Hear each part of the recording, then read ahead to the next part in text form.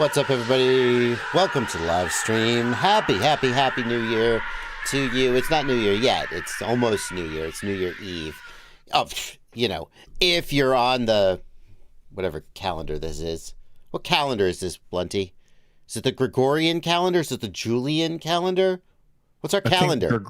Gregorian's the only one I know, so I'm pretty sure it's got to be Gregorian. All right, well, if you're on the Gregorian calendar, like a loser, then Happy New Year. I say that as if I'm not. You know, it's really popular to, like, you know, to differentiate yourself in some way. You're going to be on a keto diet. You're going to, you know, all these things. I feel like switching calendars. That's going to be the new hipster thing for 2024. I've just come up with it. I like that. You know, it just popped into my head as a joke, and I like the sound of it, right? Like the same kind of person who switches to the Dvorak keyboard because, like, no, I don't, it's better for coding or whatever, right? The same kind of person who, like, uses metric in the United States, just like I've been trying to train myself to think in Celsius because I have so many friends who are European and, well, basically every country except the United States, but European. And so when they say, you know, oh, it's a little nippy, it's 6 out, and I'm like, what the fuck is that? So then I would say to I switched all the thermometers in our house to Celsius, which drove my wife crazy. And then I'd be like, ooh, it's a bite nippy today. It's 8 out, and she'd be like, don't do that. And that's the kind of thing that I think people do because they want to be. Why do I not have a thing on the bottom? Where's my thing on the bottom? Lower scroll. Why is that not on? There we go. That's weird. That's the kind of thing that people do, like, because they want to be different. I feel like switching calendars. We're going to switch to a different calendar. I don't know which one yet. And then I'm going to always have to be, people are going to be like, well, I'll see you on the 3rd. And then I'll show up 5 days later and I'll be like, I thought we were meeting on the 3rd. And they'll say, what? Oh, and I'll be like, oh, you still use the Gregorian calendar, don't you? I'm sorry. That's my mistake. And then, you know, and then I'll be an asshole, but I'll feel like a special hipster. It's good. It's good.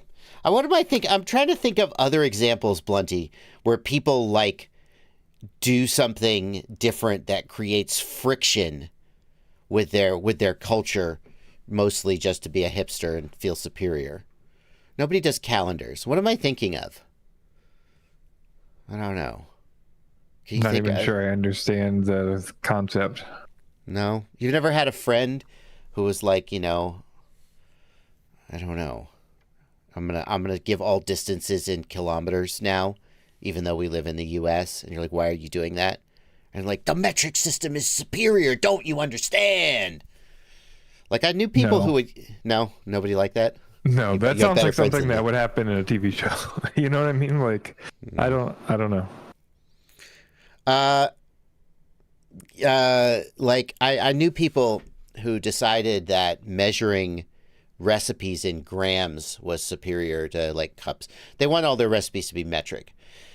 But, you know, it's your grandma's cake recipe, so of course it's cups and ounces and so forth. And so they do all these conversions to grams. And it'd be like, okay, so now you have to get 379.2 grams of whatever.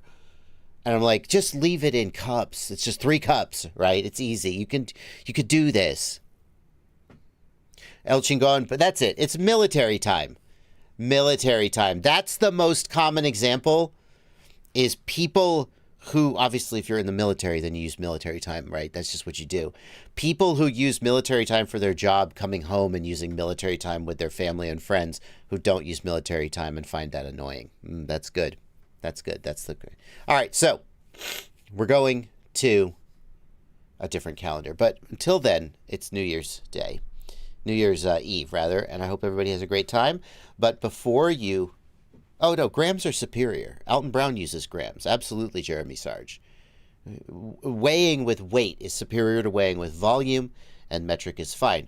My point is, if you have a recipe that started out in imperial, then it could be tricky to convert it to grams and metric. Just you end up in a really weird place. Anyway. Robin Moore, you telling me that everybody else in the world also uses 24-hour time? Not 12-hour time? AM, PM? You're telling me, like, everybody else is just like, meet me at 1400?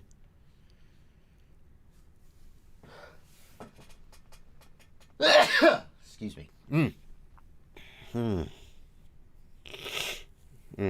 All right, anyway, that's not the point. Welcome to the live stream. Pardon me if I'm a little sniffly today. On Christmas Day, I had a 104-degree fever and was in bed all day. And then the next day, I was fine. I didn't have a fever. Everything was fine. And I've had a little bit of a sniffle and a cold. I don't know what the frick is going on. All of December has been a goddamn mess. And we'll all just get through it. I would like to say, oh, but here's to a better 2024. But that's not really working out so good. So I'll just shut the fuck up. And we'll do this live stream. Blunty's going to queue up the questions. I'm going to answer the questions. We've already got like 8 questions queued up. And you guys are going to ask the questions here in the chat. If you want to make sure that I read your question, leave a super chat. Hit the $ down here at the bottom. Leave a super chat. Throw a couple bucks. I feel like it's understood that the streamer will read the super chats and answer the super chats. We're going to do that in about 15 minutes. At the bottom of the hour, as the radio guys say. And of course, we'll also be giving special priority to the Discord users.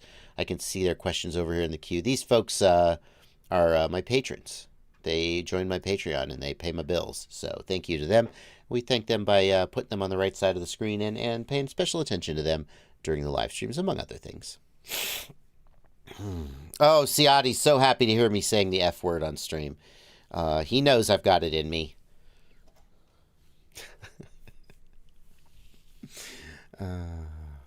Steve-O says, you had influenza A. I work in an ER. That's exactly the symptoms we are seeing. So I'm not going to harp for 20 minutes about my illness, but it was really weird. I was, like, really run down for one day, like, in bed, laying down, cracked a fever for, like, 6 hours. And then when the fever hit 104, I was like, okay, I'm going to take a fever. My normal thought is like, if it's like a 101, 102 fever, you just ride it out. I don't know. But when it gets up to 103, 104, I took some Tylenol. It immediately came down to like 98, normal. And then I've like had a weird cold for the last week, but I'm still not over. But not even that bad of a cold. So, it wouldn't be so bad.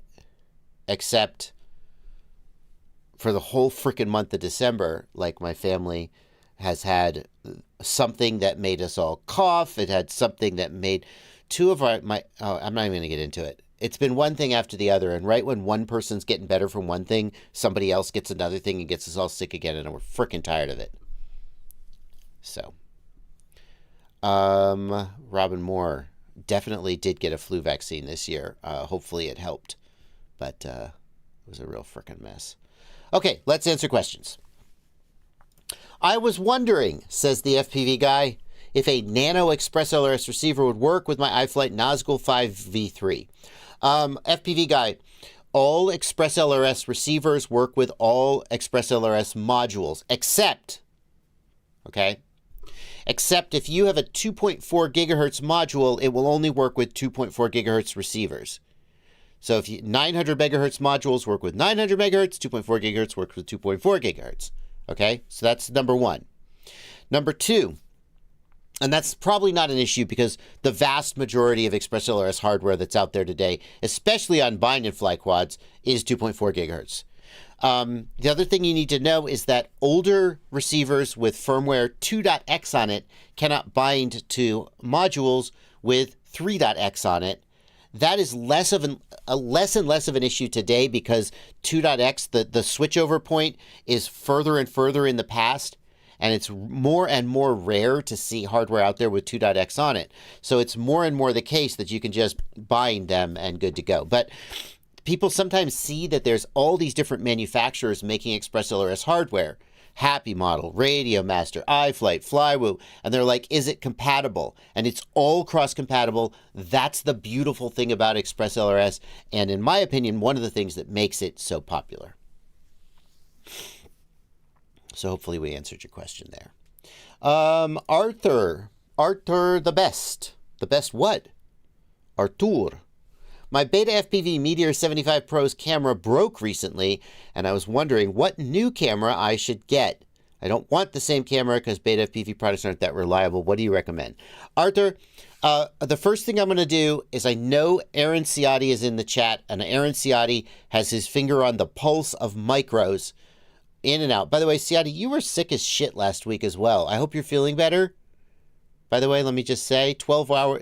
Aaron Ciotti normally does a 12-hour Christmas stream that he canceled last week because he was sick. And so it sounds like he's doing it today. If you want to watch Aaron Ciotti stream for 12 hours and swear a lot, usually he swears more than me. Not in real life. In real life, I probably swear more than him. But on stream, I rein it in. He's going to be streaming, I assume, starting at 3 o'clock, Ciotti, after me? Or are you streaming right now? But here's the thing. On these micro quads, a lot of times the camera will have some weird plug that, like, if you don't get the same camera, it can be a pain in the ass to replace it. So I'm going to throw to Ciotti and ask, Ciotti, for the Beta FPV Meteor 75 Pro, is there a recommended aftermarket camera? And while we throw that question to Ciotti, I'm going to also just look. Like, can I find the flight controller and get a good look at how the camera connects?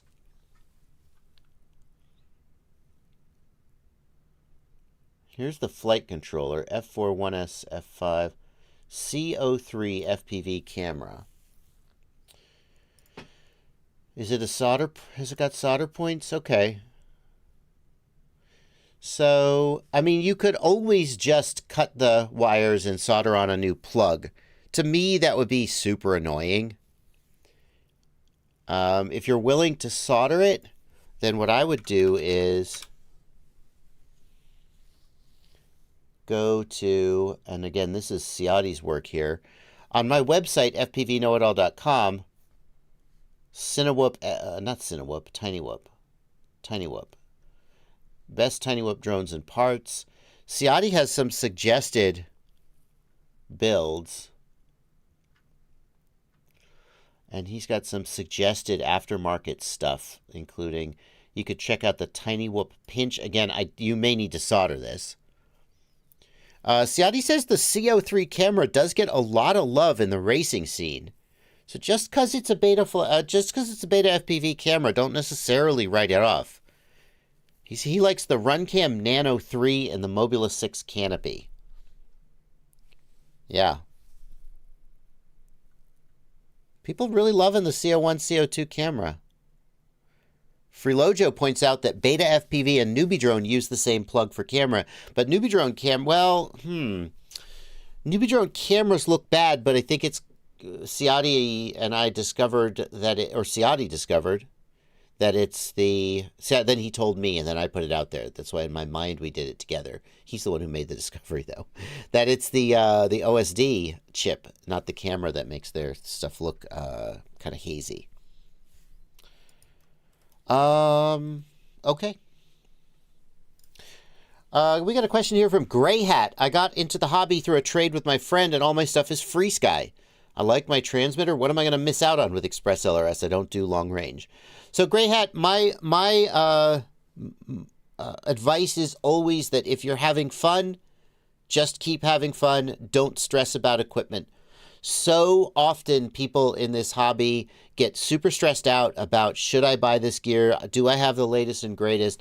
Could I be buying something better? They get this anxiety, and it can be kind of fun. Like I'm always looking around going, ooh, should I be buying this new camera or this new microphone for my studio or things like that? Should I get this new upgrade for my car? Or, I don't know, whatever. A new piece of lawn equipment that'll make it more efficient when I mow my lawn. I don't know. It's fun sometimes to just think about what you could be using and whether it would be better. But if you're happy, just be happy and enjoy it. And there's no reason you can't be happy on FrSky if you are. Even if you don't do long range, you definitely can hit the limits of the FrSky control link. If you never fail safe, or if you never get low signal strength or low RSSI, then that's fine. Great. It's working for you. The advantages of ExpressLRS would be, number one, significantly lower latency under a lot of conditions. It depends on what packet rate you use, but it's going to give you lower latency. Some people think they can feel that. Other people don't. It depends on what kind of flying you do and what kind of pilot you are. And then what I like about ExpressLRS is that for the most part, as long as I have video, I don't even have to think about my control link. My control link is good. And it just, with FrSky, it was like, well, is my video getting weak? Is my control link getting weak? There's two things to think about fail-safing. And with ExpressLRS, for the most part, now you only have one thing to even think about fail-safing. And you know it's going to be your video link. And that just simplifies your life a little bit. You can fly further. So, it's a pain in the ass to switch for a lot of people. Like, there's a learning curve. If you decide to switch, what I recommend you do is you get an ExpressLRS module for your radio, and you get one ExpressLRS receiver for one of your quads. And you work on learning how to install it and how to flash it and how to bind it and all the things you need to do. But in the meantime, keep flying your FrSky quads so you're not like super frustrated that you're grounded. But once you switch, I don't think you're ever going to look back. Okay. Morgan Andrus says, I just started a Pixhawk build. Any progress on the developer kit? I mean, the developer kit is finished. It's a flying drone. I've got some ideas. I'm actually talking to Holy Bro about some things I could put on it next to try to upgrade it. There's no specific timeline for that. What is it that you're looking for, Morgan? And when you say any progress on the developer kit, like what kind of progress, I wonder, are you hoping that would be made? Gray Hat says, I'm just starting in the hobby and catching up on the last few years of regulation.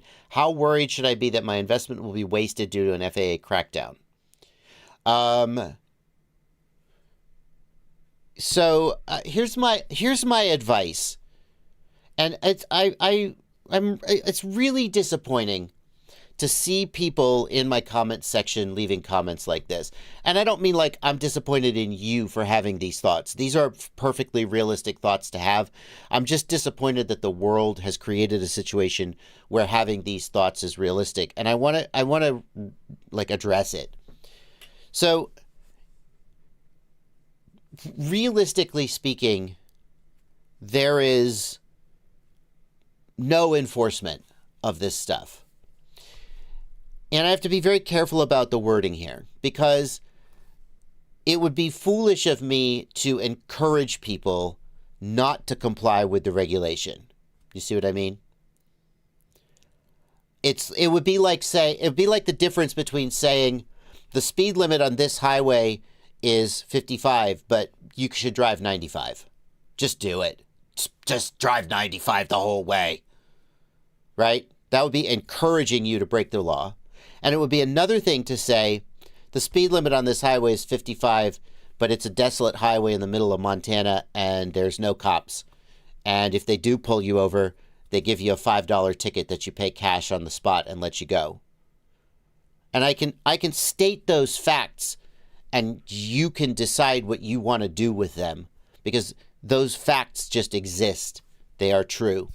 And the truth is that there is very, very little enforcement.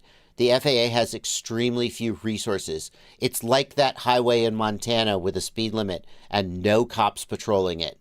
And like the speed limit exists, and then the locals decide what they're going to do about that. If you are a professional doing 107 operations, then I think that a lot of those people are going to decide to comply, because the risk to them of losing their livelihood if they're the one guy who gets a ticket because that day the trooper was out, right? That's too much of a risk. But for a typical hobbyist, I think that a lot of people, just real talk, a lot of people are going to not even know remote ID exists. Therefore, they're not going to comply with it, and nothing is going to come of it. So you're in an unfortunate position where you are smart enough to know it exists and sort of honest enough to care about compliance. But the reality is, I think it would be a shame if a whole lot of people saw remote ID and thought, this is too much, and they just quit the hobby entirely. Because number one, compliance is not like that difficult if you decide to comply. And number two, if you didn't even know it existed and you didn't comply, the chances of something bad happening to you, unless you do something stupid like fly your drone over the Super Bowl, like don't be a jackass about it, but if you just want to fly your drone and have fun, the chances of anything bad happening to you, I think, are extremely, extremely low. So I wouldn't be worried that your investment will be wasted due to an FAA crackdown. I wouldn't. Is there any chance of stuff, unless you're a little, unless you're a quitter, and like 6 months from now you'll go, never mind, I changed my mind. I haven't got the guts to do it.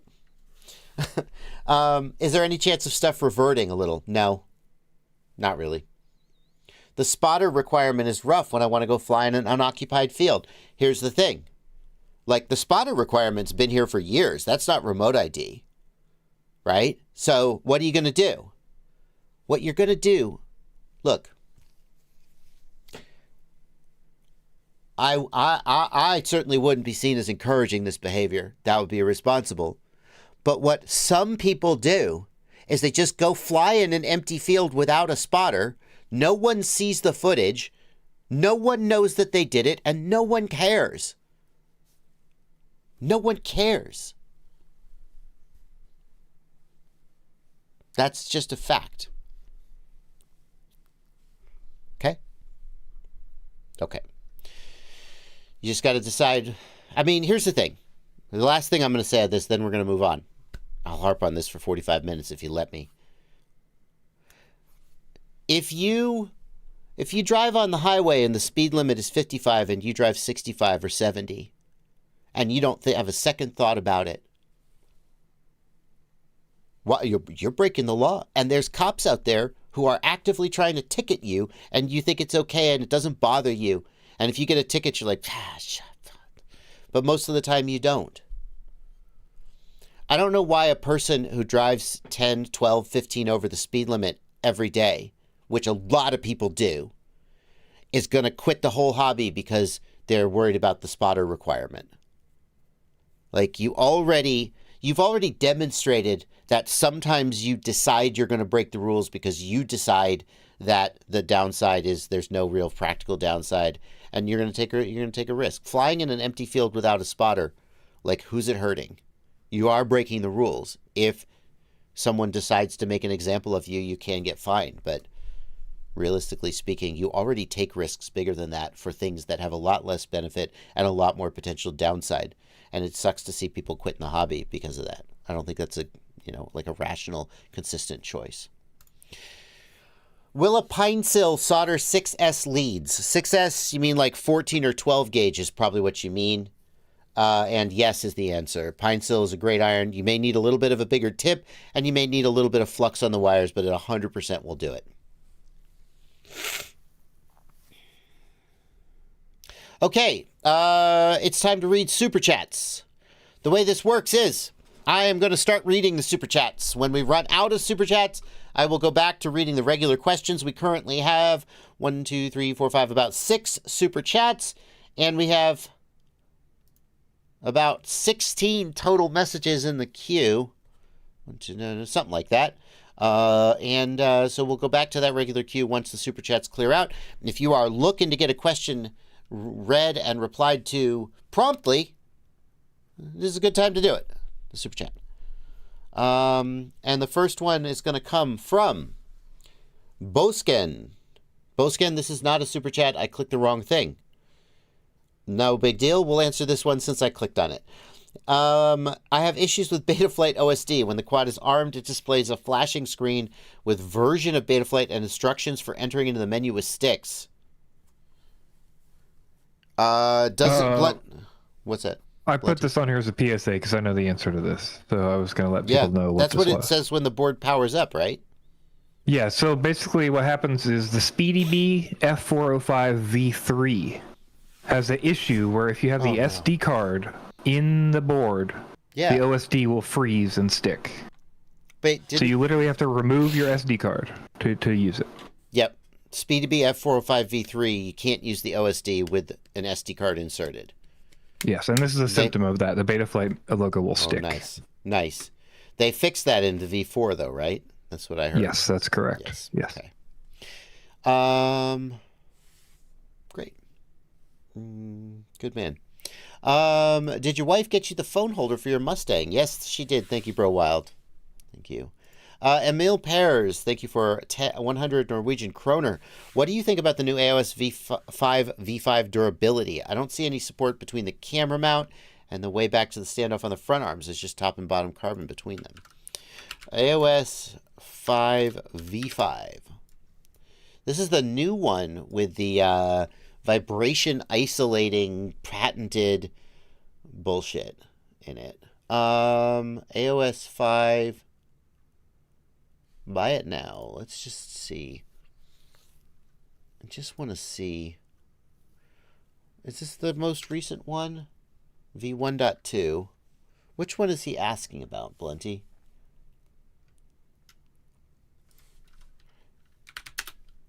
Is there like a new one? V1.2. Is this the one with the vibration isolating bullshit? What's the latest one? The latest version is... Great. What number is that? I put a link in the Discord for an AOS 5 V5. I'm not sure if that's what he's talking about. Oh, there we go. Why is that? Why was that so hard to find? Why is it when I search for... It's not there? V1.2, V1.2, AOS 3... I don't know. AOS 5 V5. Okay, great.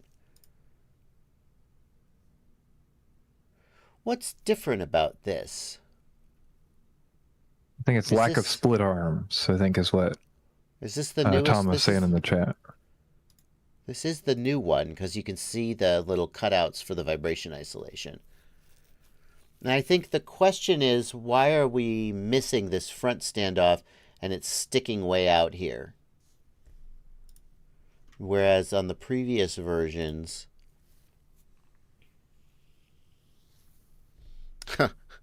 Elmo Hawk says, don't get the AOS. Chris will release a new version in 2 months and parts won't be available. Ouch. Yeah, so like if you look at the older version, we can see that there's standoffs here, here, here, and right behind the camera mount here, which is desirable. What's changed, I see. What's changed on the new one is that we have a metal front end, and that's why we don't have a standoff here anymore. So I don't think that missing standoff alone is an issue, because the metal front end here is the standoff. So like we still have metal reinforcement, right? We've stretched out the nose, which some people are going to say is going to enhance stress or cause stress buildup and more likely to break. We've stretched out the nose because presumably we want to get the props out of view for the O3. But then that stretched out nose is going to create more leverage and more stress. The AOS 5 has never been the most durable. Like that's just not what it's made for. It's made for reasonable durability, but not like, if you're looking for a bando basher, this isn't it. The idea is that the AOS 5 is a lightweight, good flying, good like gyro performance, good noise performance. Going to fly really well and really clean. But as far as durability goes, I think that the stretched nose is going to probably decrease the durability compared to the previous design. Also, Oh, we've gotten rid of the... Oh. Well, that's interesting. We've gotten rid of these shapes on the arms, though this Y shape on the arm, this triangle truss that was supposed to be so impressive. So now we just have a standard arm. Which, you know, okay, so these arms were always breaking like right here. Now where are the arms going to break? Interesting choice.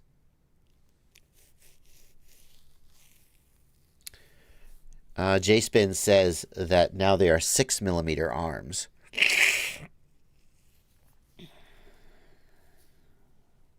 It is frustrating when there are constantly new versions and you don't feel like you have the latest and greatest. I think that people who have concerns about the durability of the AOS are not completely off base. Chris Rosser has, in my opinion, Chris Rosser has always been more of, like, let's put it this way. When Bot Grinder puts out a frame, like, you better believe that him and 5 of his buddies have been smashing that thing into the wall for a couple months, right?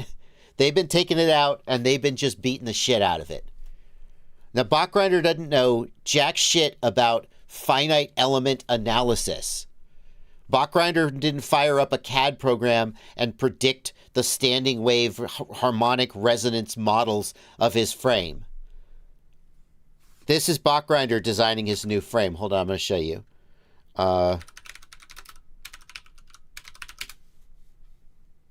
This is Bot Grinder designing his new frame. You ready?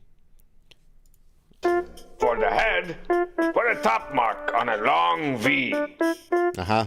Then you add some legs. Yep. Throw on a couple of arms and... Whoa. Wait a minute. I think I need to start over. This is Bot Grinder. Consummate V's. We need some consummate V's. Okay? I'm teasing a little bit, but, you know, that's the difference. Bot Grinder frames definitely had the shit beat out of it. Chris Rosser's frame, designed in a computer, designed in a lab. Did somebody test fly it? Yeah, probably. But then, like, people buy it and they start smashing it into the wall and they go, hey, Chris, the screws fall out and this one plate breaks. Did you test fly this? And it's like, yeah, Chris test flew it. But Chris test flew it. Okay. So I think if you're a little concerned about the durability in the real world, I think that's a valid concern. And that this isn't the frame if what you want is ultimate durability. It probably has reasonable durability. Okay. And if you don't get the reference to Strong Bad and Trogdor, then you're missing out. Happy New Year, Bardwell. I hope you and your family have had happy holidays. Thank you for a $5 super chat. Bro Wild. Elliotcade. The Mambo is dead this morning. Was fine Thursday. Any ideas? Thanks for a $20 super chat, Elliotcade. I mean, check the battery. Presumably the battery's charged. Sometimes the SD card crapping out will cause this problem. Another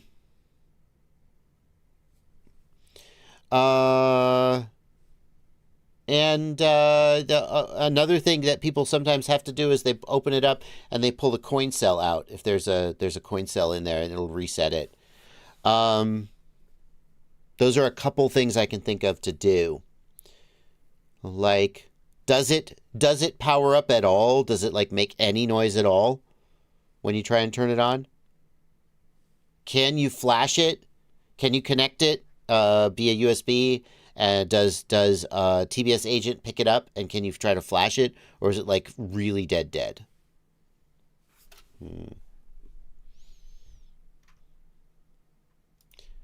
CoolCat thinks my assessment of Chris Rosser's frame designs is unfair. That's cool. I mean, everybody has an opinion, but I don't think I'm really way off base in saying that Chris Rosser's frames are not designed for like bando bashing durability. They're designed for lighter weight and better performance. And I stand by the assessment that when his frames, like you saw what happened with the AOS V1.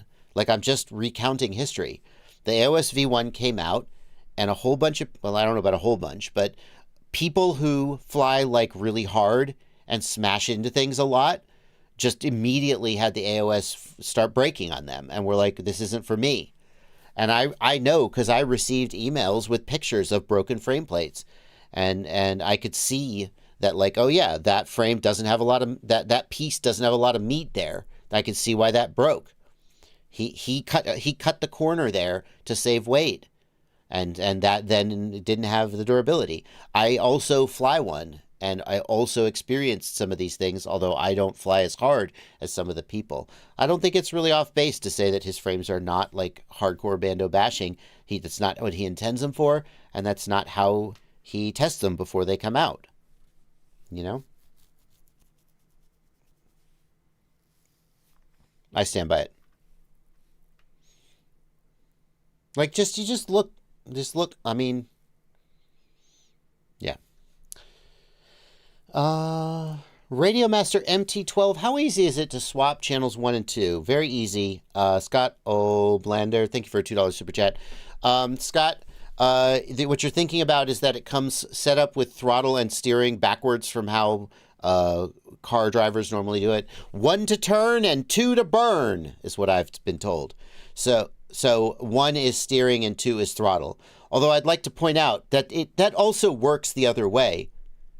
1 to burn and 2 to turn, like, also rhymes. So, like, it's not very helpful mnemonic if it works both ways. But go to the mixer screen, and in the mixer screen, long click the jog wheel and choose move, and move the steering line down to channel 2 and move the throttle line up to channel 1, or vice versa. I don't remember which it comes with, but that's how you do it. It's in the mixer screen. Ben Hooper, thank you for 10 pounds. Hi JB, I want to buy a small micro drone for indoor outdoor messing around when I'm not at the flying club.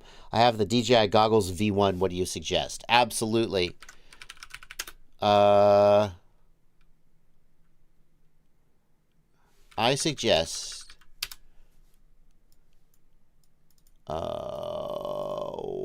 yes, I've almost found it.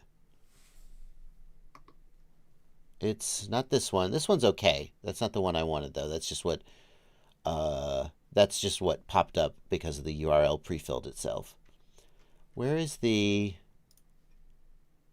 Fly Lens? There we go.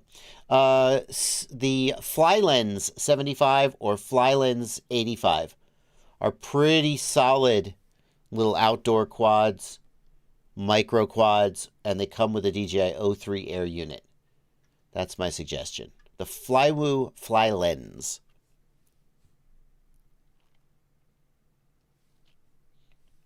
Would be a solid choice.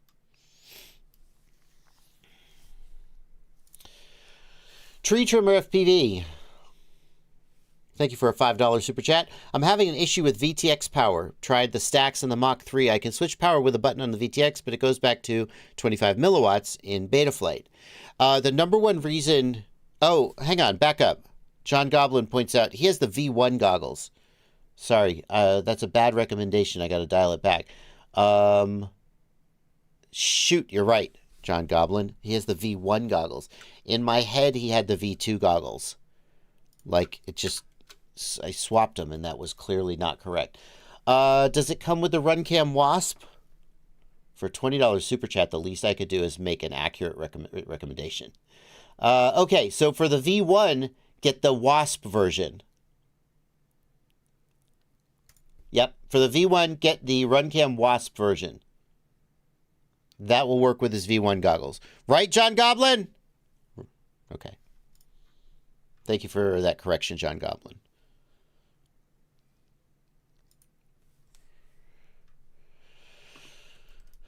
Okay. Going on to Tree Trimmer. The number one thing that causes this Tree Trimmer FPV is having the wrong power values loaded in your VTX table. So if we go in to Betaflight. Ooh, look, I got Betaflight configurator 10.10.0. I've been testing. Oh, look, Betaflight 4.5. I'm testing out 4.5. If we go to the video transmitter tab. Fuck. Sorry, hold on.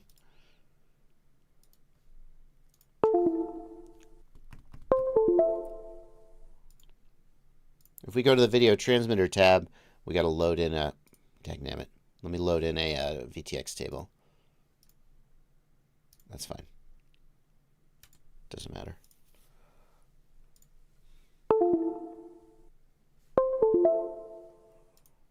Okay, video transmitter. So these power values right here, this is what can really screw you up. Let me zoom in here. These labels here could be anything.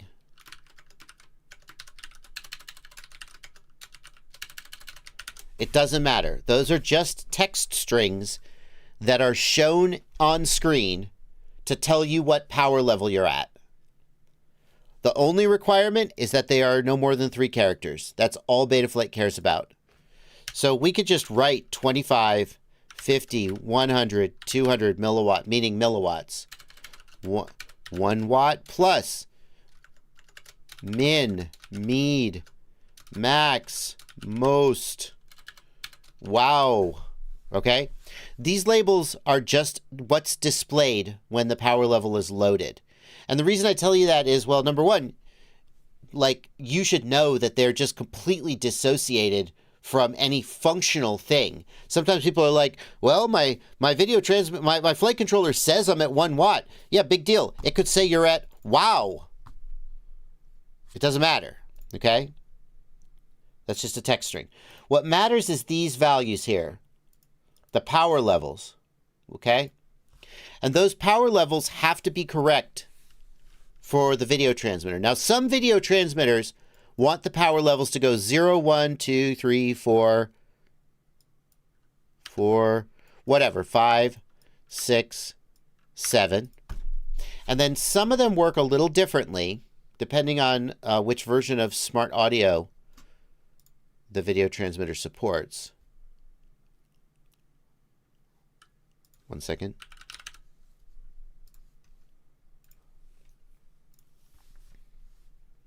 So some of them will do the power level in dBm. Instead of like just an index, 0, 1, 2, 3, 4, 5 is just an index number.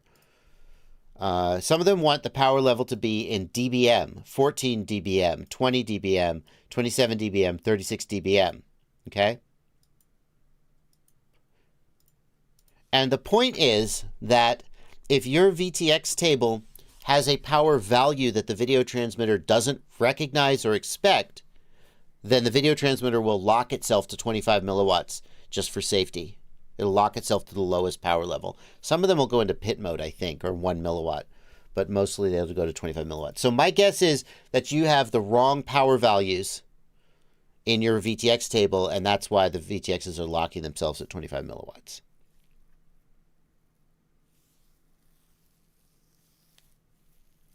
Toxic Red, thank you for a $20 super chat. I've been watching you since 2014. You've helped me too many times to count. Thanks for your dedication and have a great new year. Thank you so much, Toxic Red. I also have been watching me since 2014.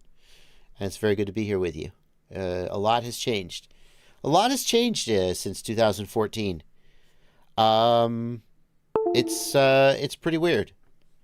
What all has happened in my life, in the FPV hobby. I have to say, it hasn't gone how I expected. In 2014, 2016 timeframe, FPV was an extremely underground, extremely niche hobby. And I think that there was some hope that it would go mainstream, that we would see people flying FPV drones like we see people flying DJI drones, right? That we would see people racing FPV drones like we see people racing and driving RC cars, right? And that hasn't really played out. I think that it has turned out that the learning curve of so there are more people who are interested in driving an RC car than flying an FPV drone for whatever reason. I think that people just are more interested in, I think there's more people that do sim car racing than do sim flying. I just think people are more interested in driving than flying. Maybe because it is a more familiar experience. Driving is something that we all, well, not all of us, but a lot of people drive on a daily basis. And so to go and say, now I'm going to do simulated high performance driving is a relatively comfortable step. Whereas flying is a more foreign experience. I don't know if there's just something about flying that is less interesting to people than driving. But there's relatively fewer people who are interested in it. And then the technological hurdle, the knowledge hurdles, the amount of work you have to do to get into it is so high that even the people who do get into it, a lot of times they don't make it or they just nope out. And now we have regulation. So there's ways in which FPV has gone mainstream. We see things like FPV being used to shoot commercials and FPV being used in mainstream big budget movies. We see Johnny FPV working with Porsche, and Red Bull and doing all these crazy shots.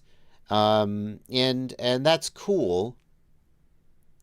There are ways in which FPV has gone mainstream, but then they're not in the ways that I think we imagined it would. And meanwhile, I think there's a lot less of the sort of just free and fun, we're just going to go out to a construction site and fly around. I know that there's somebody out there is going to go, what are you talking about? Me and my friends do that all the time.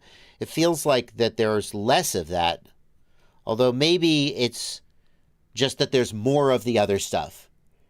Back when there were, only 50 people who did it, then all 50 of those people went out flying on the weekend and it felt like everybody did it. And now there's 1 million people and 50 people still go out, but it just feels, I don't know, it feels less by proportion.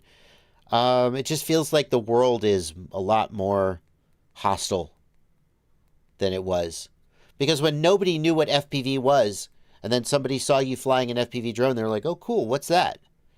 And now people know what FPV is, and they're like, get the fuck out of here. So it's a very, very different world. I'll say one more thing about that, though. And it's the thing I said to Bachgrinder. Bachgrinder did a video where he was like kind of down. I don't remember his exact sentiment, but it was basically like FPV used to be so cool and now it's not cool. And I said to him, I went to Burning Man for the first time in 2006. And when I went to Burning Man in 2006, there were a lot of... Burning Man's been going on since, I don't remember the first year, but it was certainly like the late 80s, early 90s at the very least. What year was the first Burning Man? What year was the first Burning Man? 86. So in 2006, Burning Man, 86, 96, 2006, Burning Man had been going on for 20 years. And there were people there who were saying, Burning Man's over. It's ruined. You guys missed the glory days of Burning Man. And I was like, okay, well, I'm having a great time. I had a great time in 2006. I went 2006, 2007, and 2009 and had a great time. And the whole time people were like, oh, man, if you were here in the 90s, woo! Oh, boy, it used to be so much better. Okay, 2006. I went back in 2021. Burning Man was canceled. I think it was 2021. It wasn't maybe it was 2020. Burning Man was canceled, and about 20,000 people were like, you can't cancel Burning Man. It's public land. And they just went to the playa and camped on the playa. They called it Renegade Burn. Or they called it a lot of things. There was no official name because there was no official organization. You just went and camped on Bureau of Land Management land and did Burning Man style stuff. And that was in 2020 or maybe 2021. And when I went there, people were like, oh, man, Burning Man was so much better in the 2000s. It was it is ruined now. But back in 2006, it was so good. And I was like, that's interesting. Because I went in 2006, had a great time. People were telling me it was so good in the 90s. And my point is this. everything you do, like the first time you do it, is going to be amazing. And then, like, when you've been doing it for 5 years or 10 years, it's going to be less amazing. That's just how human brains work. That's how dopamine, the human reward system, works. It rewards novelty. And then it attenuates how excited you feel about things as time goes on. And a lot of times people experience that, and then they think that the thing has changed. But the thing hasn't. The thing has changed. But mostly what's changed is your relationship to the thing. So Bachgrinder makes a video and he says, FPV used to be so much better and now it's kind of lame. And I'm like, you know what? The days where you thought FPV was great, the people who got into it 5 years before you were saying that you were lame and you were having a great time. And here's the beautiful thing about that. Right now, when you're sitting here going, man, FPV is lame, someone else is out there flying a drone for the first time and thinking it's the best fucking thing that ever happened to them. And so the key thing to keep in mind is that FPV isn't lame. It didn't get lame. You just got middle-aged, old, and boring. And it's okay. You can know that that happened, and you can decide, but don't shit on everybody else who's having a great time because you just got a little bored with your hobby. Yes, it changed. Some ways it changed for the worse. Some ways maybe it changed for the better. But the key thing is that the feeling that you have of it being boring, old, and lame is you, not the thing. And the best way to get around this, in my humble opinion, is to find some naive, stupid, young kid with stars in their eyes who thinks this is the best thing that ever happened, and instead of going, punk, he'll learn someday. Someday he'll figure out how dumb he looks right now and how boring this really is. You go, you're right. This is the best thing ever, and you just kind of soak it up and ride in their draft. You know, ride in their wake. There we go. That's the word. You know. And like let their enthusiasm rub off on you. Anyway, or you know, there's other things you could do, but so anyway, thank you for inspiring that Toxic Red. FPV is different. It's different than it was. In some ways, it's better. In some ways, it's lame. But the key thing to do is to find someone with fresh eyes who thinks it's amazing, and then try to see what they think is amazing about it if you've lost the ability to see that for yourself. By the way, you didn't say that. You got me off on a tear. Because I was like, man, if frickin' Bachgrinder has reached this everything sucks, middle-aged, boring phase of FPV. I remember when Bachgrinder got into FPV and he was some new dude and people were like, who's this guy? And he was like, FPV's the best thing ever. And if freaking Bachgrinder can wake up one morning and go, what happened? Everything sucks. Like, bro, you were supposed to like heal the force. I don't know. Whatever this. Okay. Josh Goldberg, thank you for a $2 super chat. Chris optimized for resonance characteristics, not for durability. He never really advertised otherwise. Yes, I agree. I agree. I agree. He was responding. Yeah, he was responding to somebody else in chat from earlier. Yeah, I'm just saying. I'm just saying. Absolutely, but also, then when people say the AOS 5 has durability problems, I'm not happy with it. You have to be like, yes, absolutely, it does. If that's your priority, it does. Anyway, yeah, he says it's not a comment for me. It's funny because sometimes I'll be like, yeah, such and such a frame isn't that durable. And people are like, it's not supposed to be. And I'm like, okay, so we're saying the same thing. Why are you arguing with me?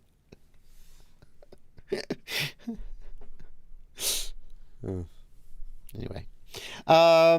Spyman18, thank you for 10 Brazilian reais.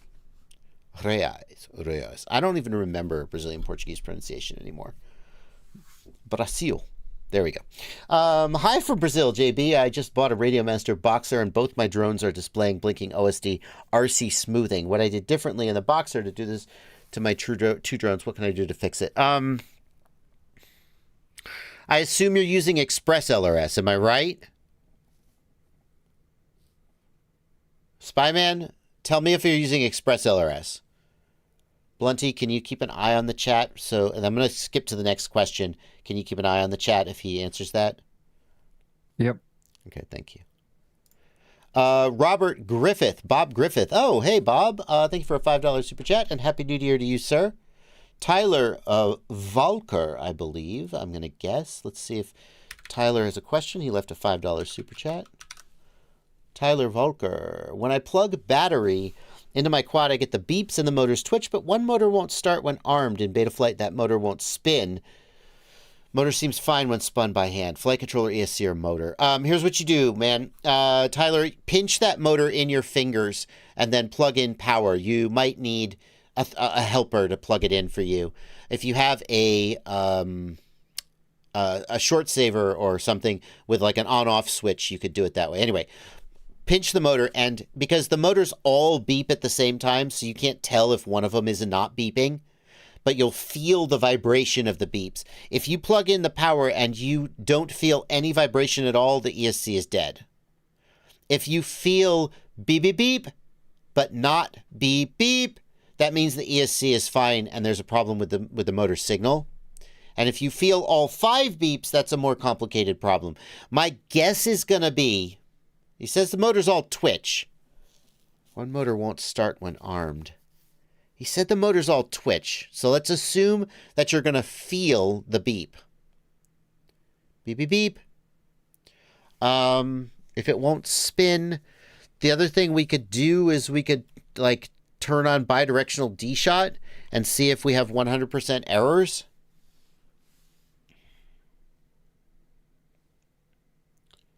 It's probably an ESC problem if the motor doesn't even like try to spin.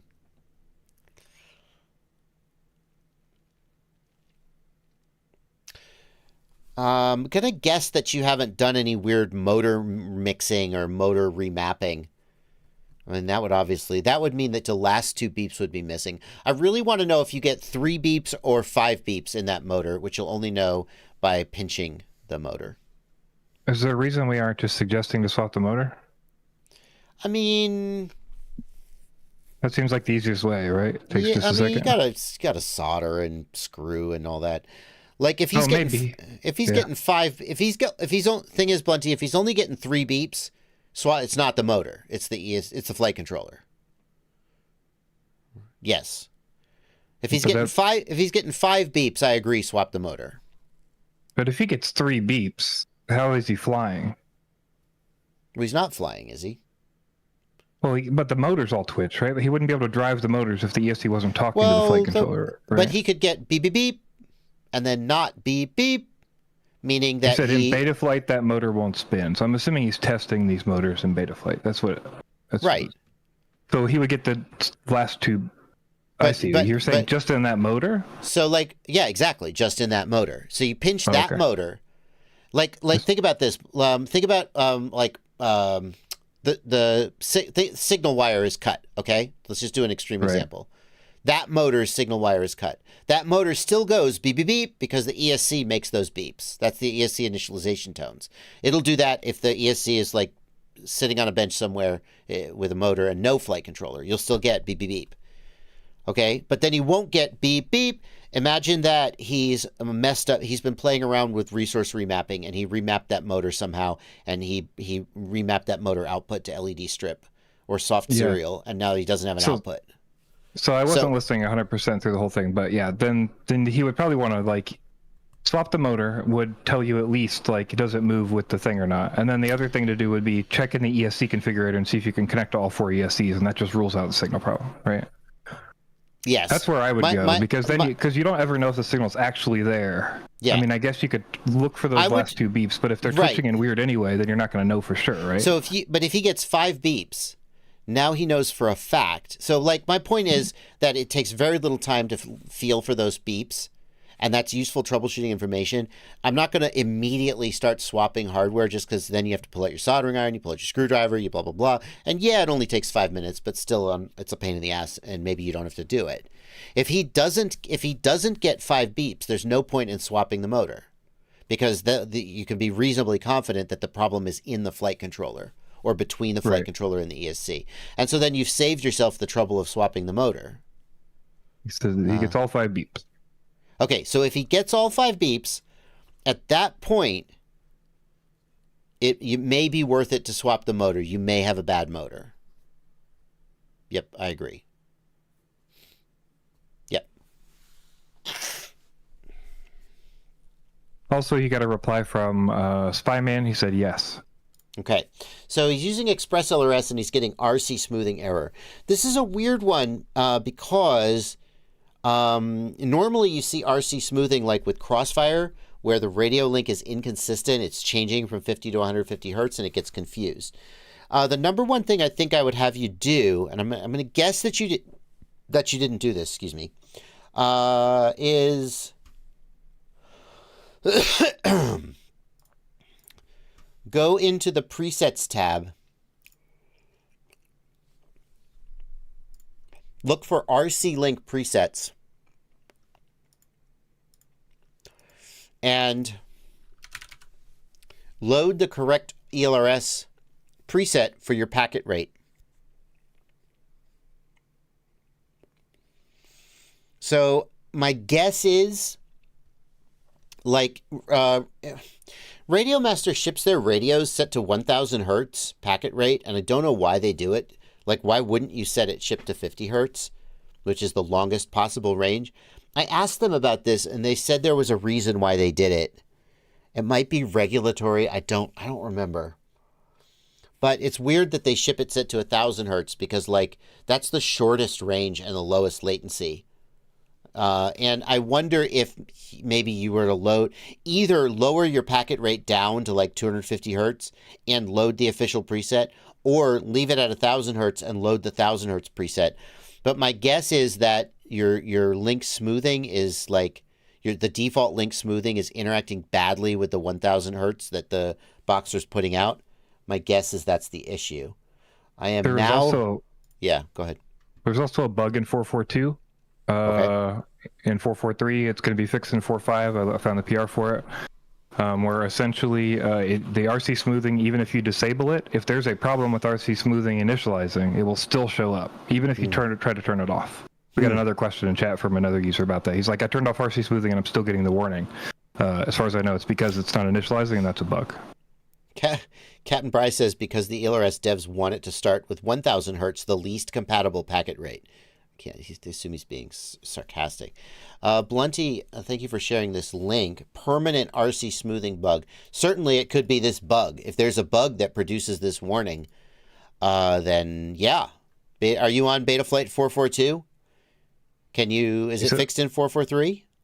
No, it's fixed in 4.5. He says he's at 1000 hertz though, so that may be also he's just too high versus the expected input, and for some reason it's bugged out. Turn it down to 250 hertz. Yeah, it says RC smoothing warning is based on it not initializing properly, but I'm not sure if that's like misdetecting the packet rate or how that works exactly. So. Okay. Aha! Tyler Volker says, when I touch the motors like you said, that doesn't sound right, I feel all the beeps, and then on one motor, I only feel the first 3 beeps. Yes! You do not need to swap the motor. There is a problem. The flight controller is not talking to the ESC, or the ESC is not getting signal from the flight controller. The problem is not between the ESC and the motor, at least not yet. Check the signal wire between the flight controller and the ESC, although probably it's fine. That's usually not the issue. And then, like, there may be a problem. Like, what you could do is you could default the flight controller, back up your configuration first, but you could default the flight controller and see if there's, like, been something done with the resource remapping or whatever. Maybe your motor output is messed up. You could have a bad motor output. But this is a flight controller issue. I don't think you need to change the ESC. I think it's a flight controller issue. I mean, it could be an ESC issue, but I think it's more likely to be a flight. There are more things about the flight controller that would break this. Okay, continuing the super chats. We have way too many super chats. Thank you for your generosity, folks. We're going to keep trying to catch up on these super chats. If you had to pick one of the Rotor Riot Team custom frames, what would you pick and why? Thank you for 10 pounds. Dan Southall. Dan's Southall is as one goddamn thing I know, and that is that Dan's last name is not pronounced Southall, because that's not how the English do it. I'm going to guess it's Southall, but it could be Southall or some nonsense like that, because they just pronounce their names perfectly accurately for themselves. Like I have room to talk, like Americans pronounce things correctly. Oh my God, he says it's correct. Southall. Southall? How about that? I'm guessing it wasn't the second silly one. I think it would be the Vanny style. The Vanny style frame fits those design goals that appeal to me the most. It's got the, it's designed to be pretty durable, but also pretty lightweight and relatively tight. And that's usually what I like. You look at frames like the Skyliner. The Skyliner has a little bit sort of older design cues. It's a solid freestyle frame. I do fly it. It's reasonably durable. There's nothing wrong with it. And then of course there's Bubby's frame, but Bubby puts a spoiler on his frame, and I just don't accept that, as it's just like out. Gadget RC says toilet tank mounting is a no for me. Fair. I think the Skyliner would be my second choice. The Skyliner would be my second choice. Probably Vanover's frame would be my first choice.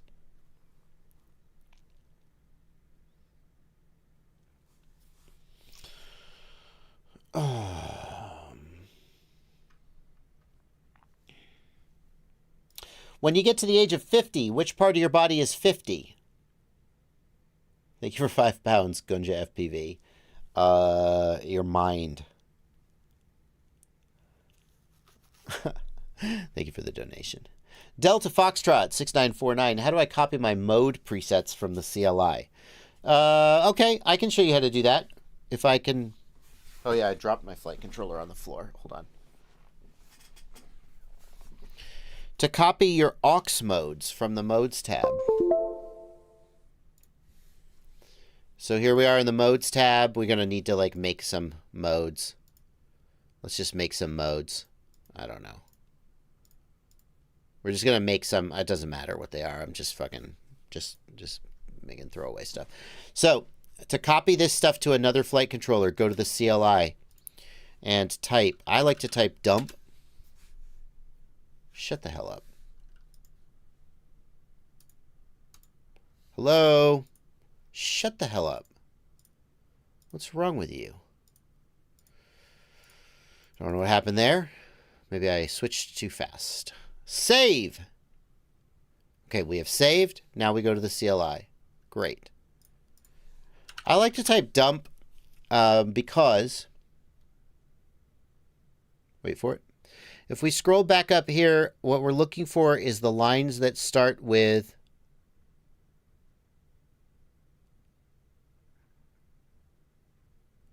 aux. These lines here, this is your modes tab.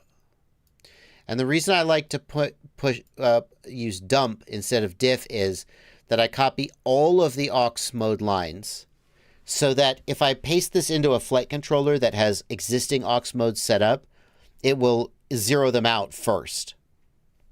So these lines here, all 20 of these lines, that's what you will copy into a new flight controller to copy your aux modes.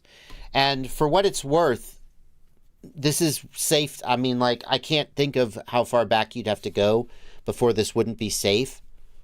So like if you're going from 4.2 to 4.3 to 4.4 to 4.5, like you can copy these and save yourself the trouble of having to manually set up your aux modes in every one.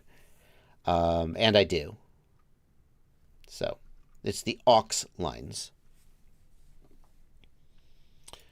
We got a question here in the Discord. Tagged Blunty, GR3YH47. Blunty, what's going on there? If you look at the normal question queue, I have it under the gray hat. Gray hat. Oh, okay. Let's see here. Do you, though? Where is it? I just clicked it for you there. It's up on your screen. Oh, thank you. There we go. Oh, yeah. So professional. Gray Hat wants to know, ad-free videos are the best. It's a pleasure to support you. Sorry for another enforcement question. Who can enforce the FAA regulations? If a cop who knows the law sees me fly without a spotter, could I be fined? How much would such a fine be? So, Gray Hat, only the FAA can enforce FAA regulations. Federal regulations can only be enforced by the federal government. So the way this works is that the FAA becomes aware of someone violating regulations. The FAA gathers evidence. The FAA then writes that person a letter and says, you're in violation. And if one were to try to fight it out, one would end up in front of a federal judge with one's own lawyer arguing with a lawyer from the FAA about you needing to be fined. Now, the reality of the situation is that the FAA doesn't have people just running around in parks looking for people violating regulations. They don't have people scouring YouTube. I mean, I guess I don't know. 100% no, that's not true.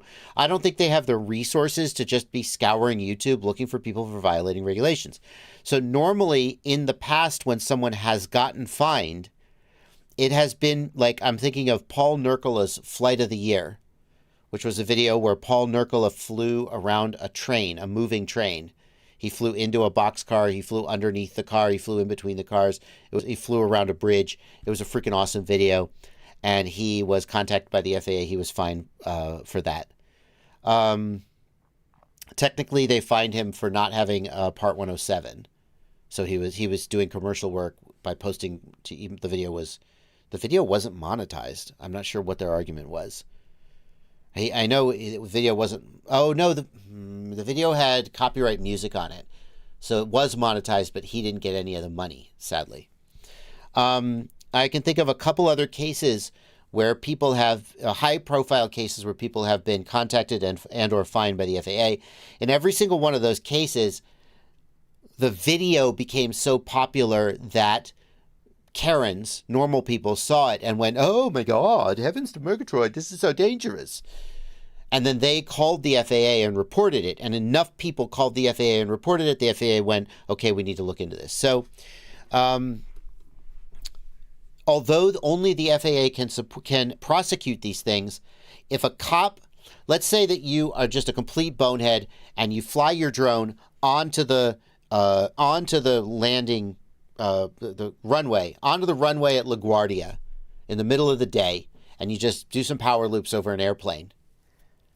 And then some cop comes and finds you. And it's like, hey, you, stop that. Okay, so the first thing they're going to do is they're 100% going to arrest you for something. Who the frick knows what it is? They're going to find a reason to arrest you. Probably the state of New York is going to bring some kind of charges against you. Set that aside. They're going to go to the FAA and say, hello, I am so-and-so with the such and such organization. Here is a giant mountain of evidence that this person did something in violation of regulations. Let me know when you'd like me to show up and testify.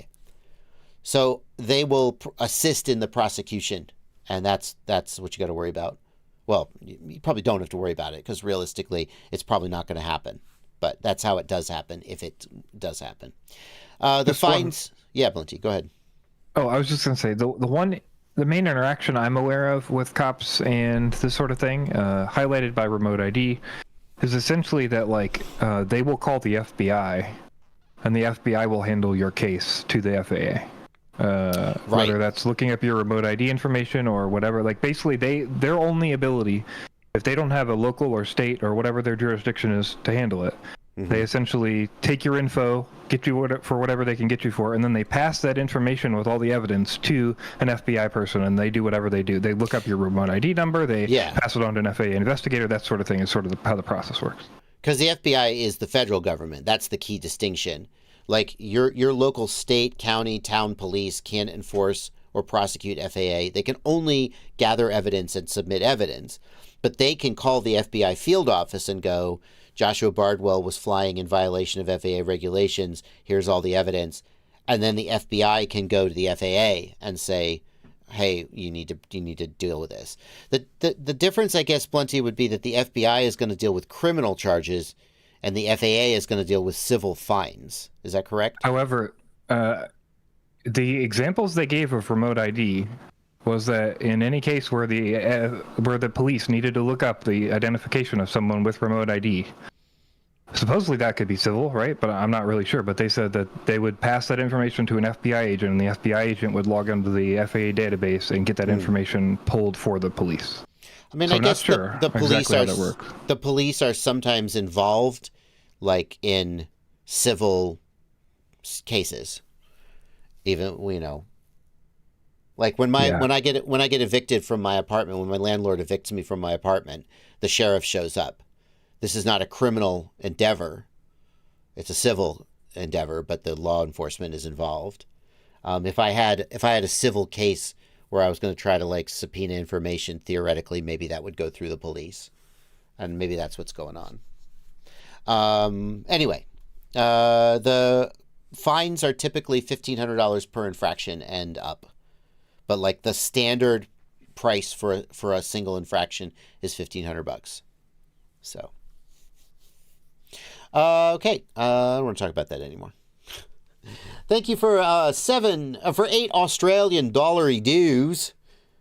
Happy New Year, and same to you, Carbon Cage. Ba da da da da da da da ba da da da da da. Sorry, Australia. What betfult conf do I need to change to make a quad sure? I'm so sad that I understand this question.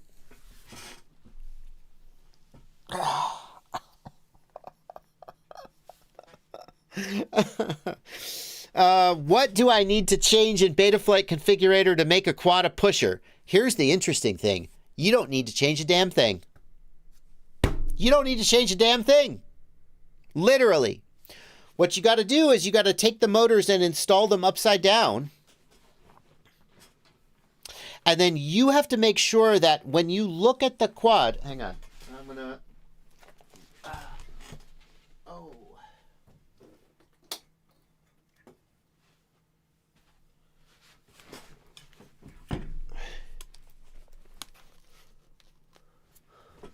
Okay, what you got to do, so you're going to take this quad and you're going to convert it to a pusher, which means that the motors are going to be down here. You're going to be looking at the motors like this, okay? But the key thing is, and the props are going to flip over, right? The key thing is that the motors still need to be spinning the same direction. So if you look at the quad from the top down, and this motor is spinning this direction, okay? When we flip that motor over, it's going to be spinning the opposite direction. We need to reverse that motor and turn the prop over so that now the motor is spinning the same direction it was and the prop is pushing the same direction it was. And now the flight controller doesn't need to know a damn thing.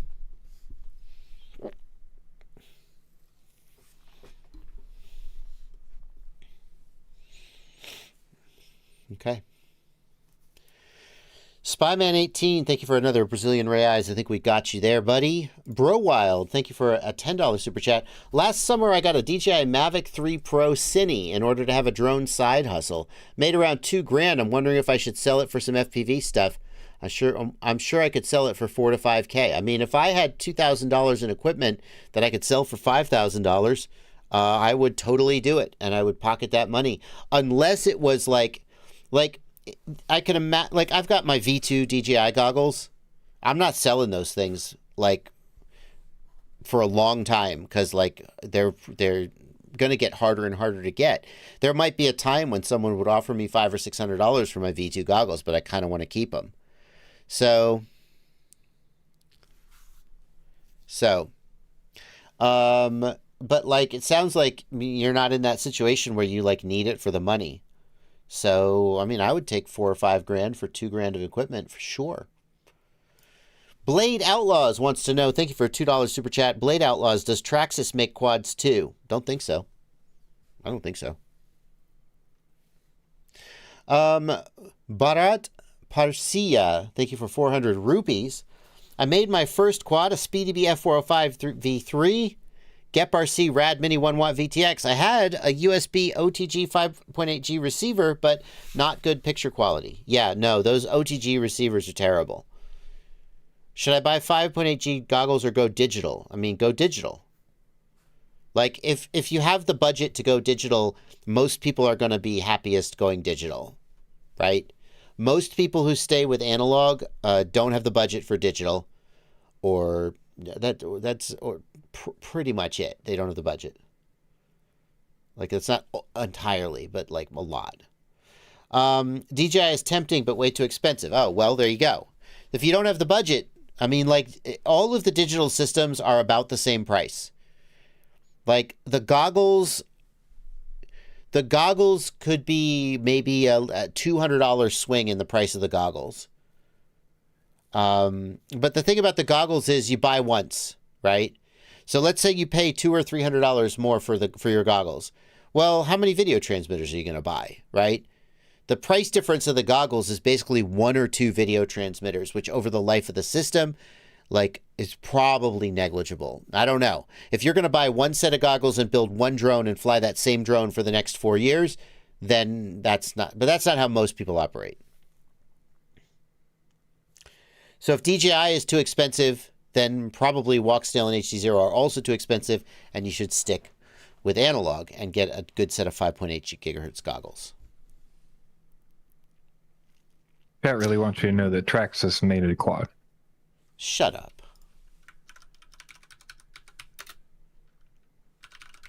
Shut up.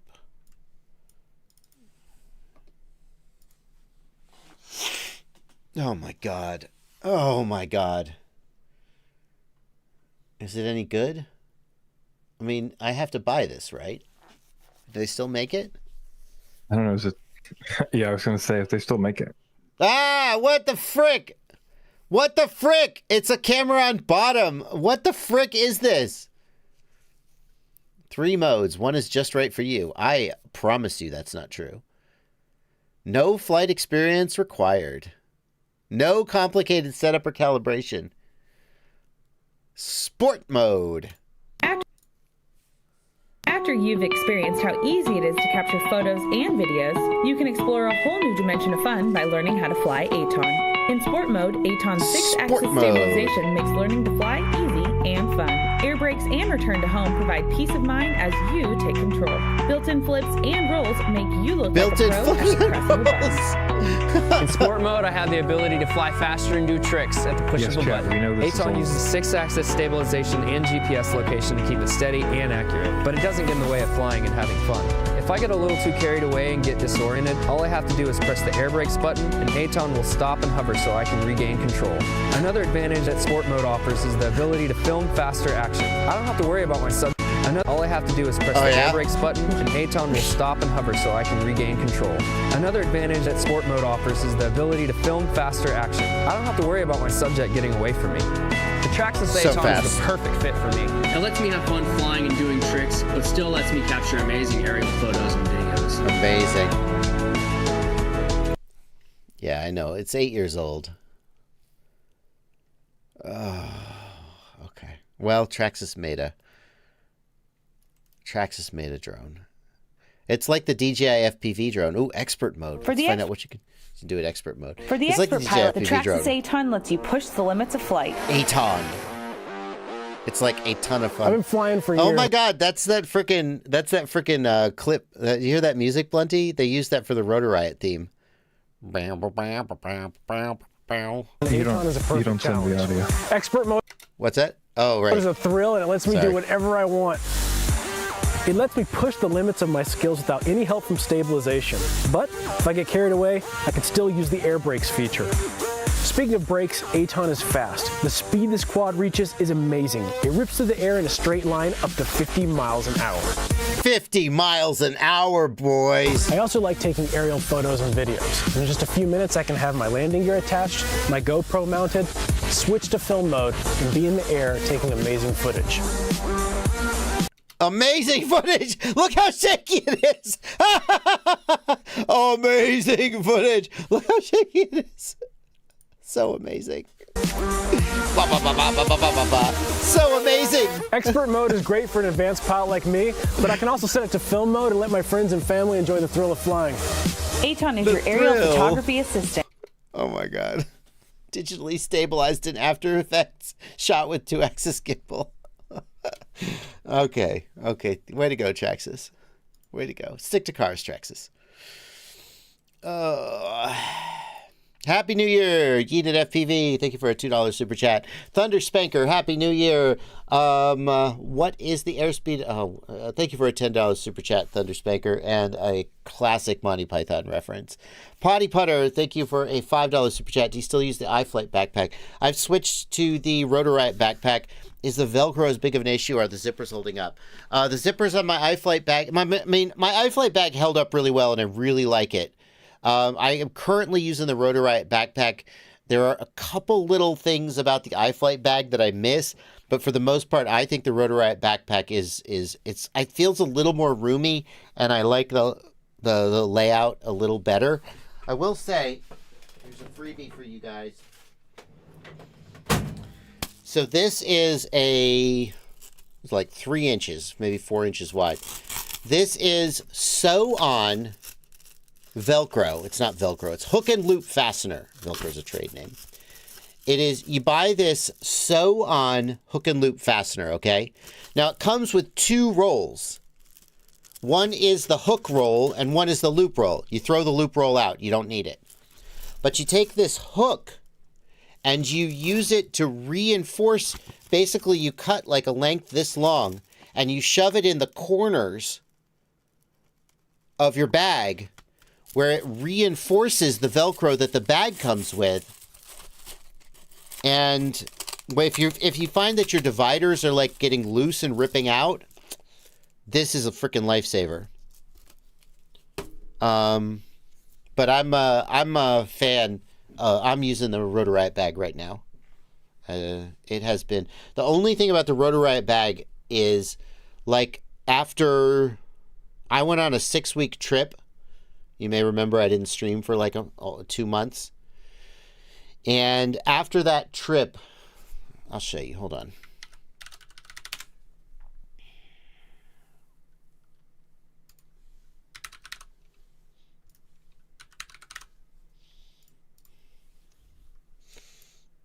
It's going to take me 1 second to find the...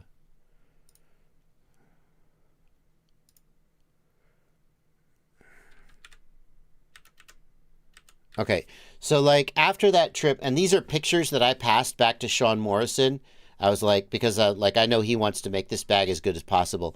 I thought that there was a little more wear on the bag than I would have preferred for, like, the bag is now maybe 3 months old. It's a lot of like every day in and out of planes, in and out of cars, you know. So it's like it was fairly heavy usage, but then again, like I have other backpacks that have been used for years and years and years and don't have this much wear. So like you can see, for example, this is the bottom of the bag.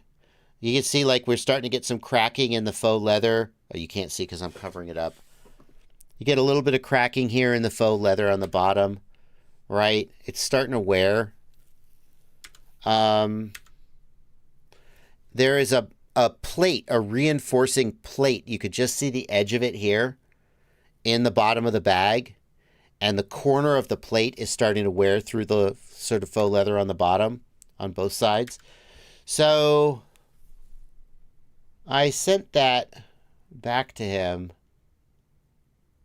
And I said, you know, I'm not so sure that, like, if I had one complaint about the bag, it's that I'm a little bit worried about how it's going to hold up over the years and whether it's going to keep being great. But I'm really enjoying it for the time being. For the record, that is the Rotorite bag, not the Iflight bag.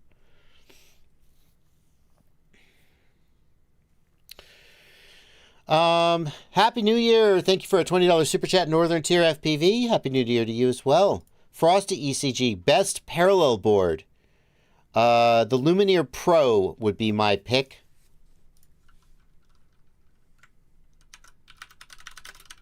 Lumineer Pro would be my pick.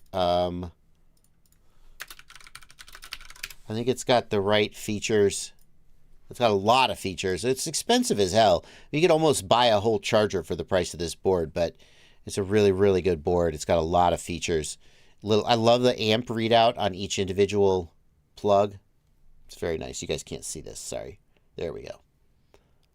I love the amp readout on each individual plug. It's got all the safety features. I mean, it's freaking $70. I might just buy another charger. But if you're really looking for a good parallel charge board, that's the one I would pick. Happy New Year from Scotland. Thank you for £2. Harry Haggis FPV. And $10 from Major Kook. Thank you for New Year's greetings.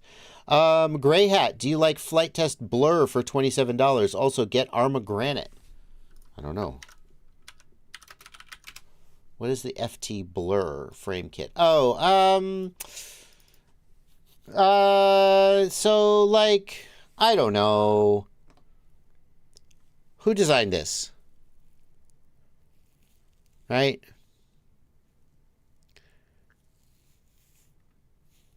Like, it's probably fine, but I would like, as I think about racing, I would like to buy something that I know other racers are using and that doesn't have any, like, surprises that I'm going to regret. At a price of $27, though, like, why did it come out at $50 and now it's $27? Because nobody bought it. Or because people bought it and didn't like it. So, like, it's super marked down. You probably are going to get $27 worth of value out of it, but then the other thing is that I'm going to guess they're not making it anymore, and that's why it's marked down. I would worry that it's discontinued. And so will I be able to get spares for it in the future? Unknown. The top plate looks really thin. What's the thickness of the top plate? 2 millimeter top plate. That's pretty thin. I don't know. Maybe it's okay because it's so small. You got to keep weight down. I mean, like, it clearly borrows ideas from some good frames. It's probably it's probably worth $27. But it wouldn't be my first pick.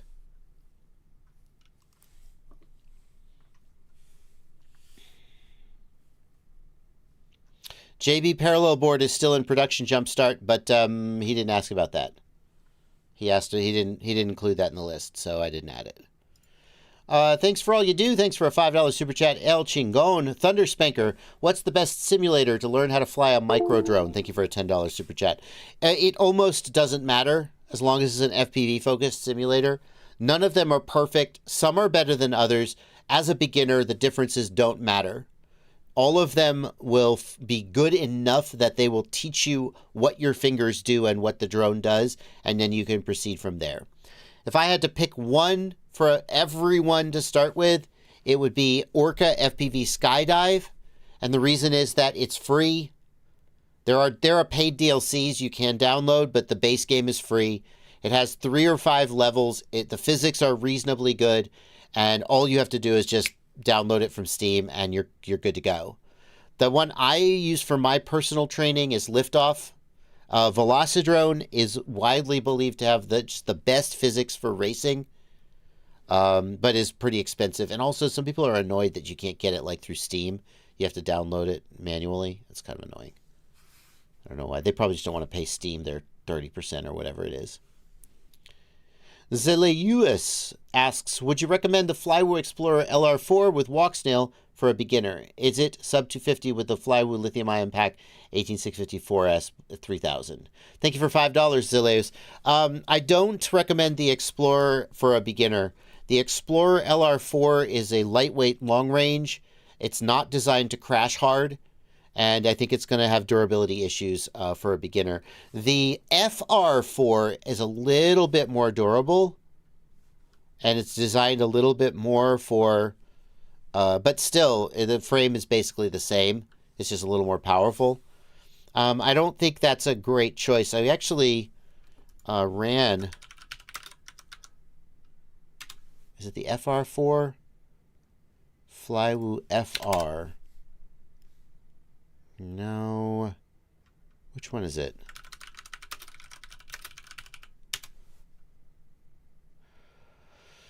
Oh, I can't remember the model name. But in short, I think I would not get that one. I would get a more durable quadcopter for a beginner. It is not sub 250 with a 3000 milliamp hour lithium ion. If my memory is correct, it can be sub 250 or it can have the long range pack, but not both, which is, I remember being a little annoyed about that when I reviewed it, because I was like, well, it's supposed to be a sub 250 long range, but it's sub 250 or long range, but not both. What's the best sub $150 camera for the Crux 3.5 V2?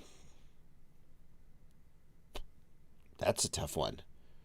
Because the Crux 3.5, you're probably not going to want, like, what's the best sub? You mean an action camera, I assume, right? It's not the Insta360 Go. That's going to be more expensive. Like, the common ones that people would get would be the Insta360 Go. But that's more than $150. Yeah, it's $379 for a new one. Oh, that's the newest one. Can you get, like, that's the mounting bracket. I don't know. Sub one, RunCam Orange?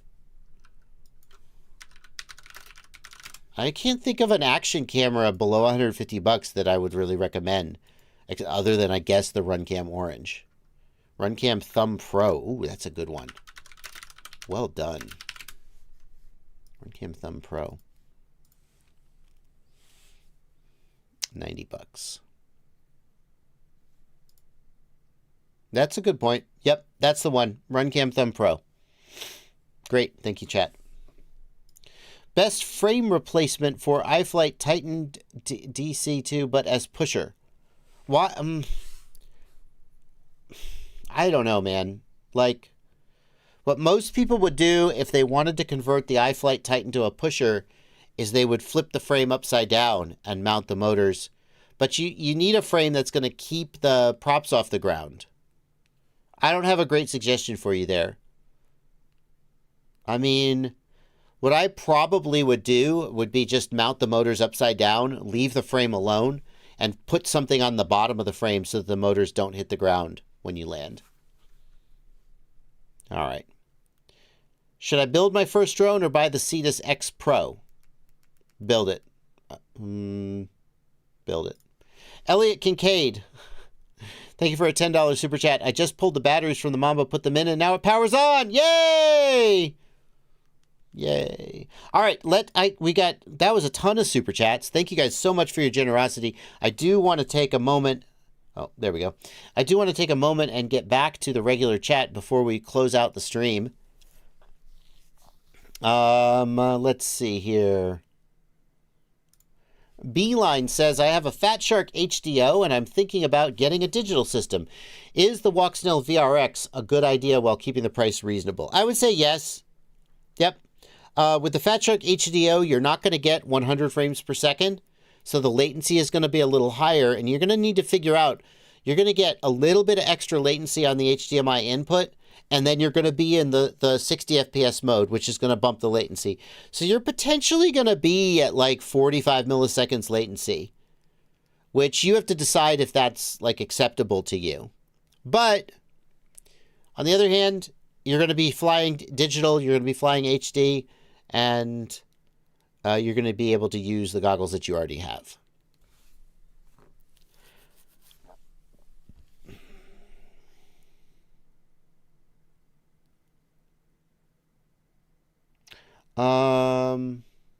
Mr. Crowley says, help! I installed WTFOS and my air unit freezes in flight. Brought to the latest revs, tried setting again, the result is the same. There is no longer a fix on WTFOS. I mean, you could just uninstall WTFOS if you think that's causing this problem. Is there a known issue where WTFOS causes air units to freeze up? That would surprise me. There was that goggle blackout issue, but that was an update. You know, if he updated everything, the results shouldn't be the same if that was the problem, right? So, well, he's saying the air unit freezes. That sounds different. True. I wonder if the picture freezes up or like what exactly happens. But yeah, I would agree with you. Like the thing to do is uninstall WTFOS, remove ADV and all that stuff, and then fly it again. And then if it still happens, you'll know it's not WTFOS. Yeah. Yep. I agree. Steve Jaros says, I turned RC smoothing off, but I still get the error in my OSD. How to fix it. Steve, there is a bug in Betaflight 442. Thank you, Blunty, for pointing this out earlier in the stream. That causes the RC smoothing error to occur even when RC smoothing is off. The bug is in 442. It's fixed in 445. So what you would need to do is you would need to upgrade to 445, which is itself a little bit of a hassle. But I guess you could go down to 441, Blunty? Does that fix it? I'm not sure. The report was on 442, so it's very possible it was a 4.4 bug. I'm not 100% sure where it was introduced. Why do some people get it and not others? I think if RC smoothing will work for you, then it won't bug out. Like it won't be on the OSD. But if RC smoothing will not work for your board for some reason, like there's an issue with the input or whatever, even if you try to disable it, it will give you that warning. That's my understanding of what's happening. Because if you disable it, it should just disable the warning and let you fly regardless, you know. Okay. Can you just turn the warning off, like in the OSD tab? Or is that the bug that it appears? No, I think it's in the warning field, right? So you could turn the warning off, I think. But I don't know if it'll let you arm or not based on RC smoothing. Okay. Okay. Is it possible to change the FC startup tone similar to the ESC? What's the FC startup tone? I'm not sure what you're talking about. I think they mean the last two beeps, right? Because the songs always go and play, and then you still hear doop doop at the end. Yeah. So there are custom firmwares that do change the doot doot into something else. Yes, but you have to flash custom firmware. You can't just change it.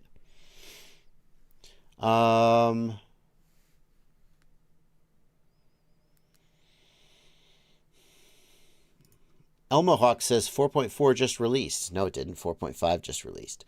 Should I update all my quads from 4.3 if they work great? No, leave them alone. Just leave them alone. If they work great, don't touch them. Never change anything about a quad that's flying great that you enjoy flying. Don't upgrade it. Don't modify it. Fly it until you crash it and break it, and then mess with it.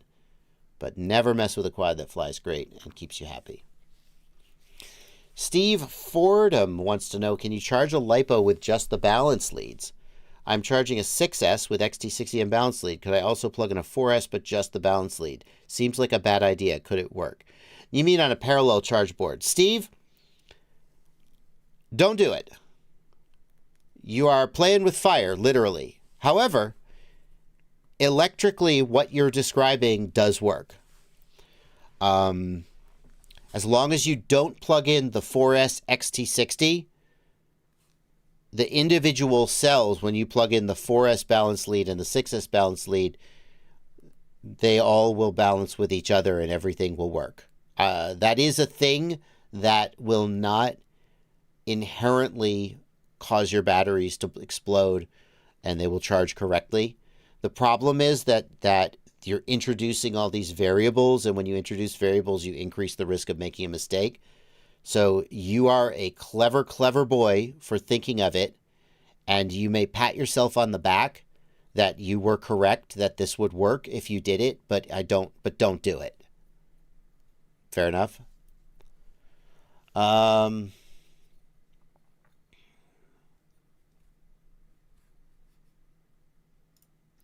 Aaron wants to know, I'm new to the hobby, and I noticed a few of the fixed-wing guys set up mixes for coordinated turns with rudder and ailerons. What would be the downside of doing that for yaw and roll? Thanks.